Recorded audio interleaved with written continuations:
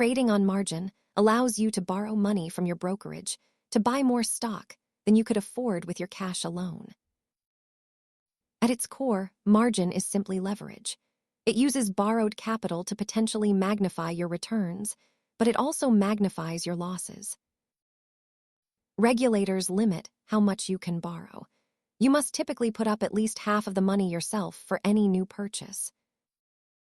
When you trade on margin, your portfolio acts as collateral. You pay interest on the loan, and you must maintain minimum equity levels. A cash account is straightforward, but limited to your own capital. A margin account offers more power, but introduces debt and liquidation risks. By using margin, you double your buying power.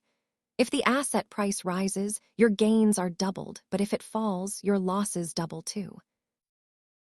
Remember that if your account equity drops too low, the broker can sell your assets without notice to cover the debt.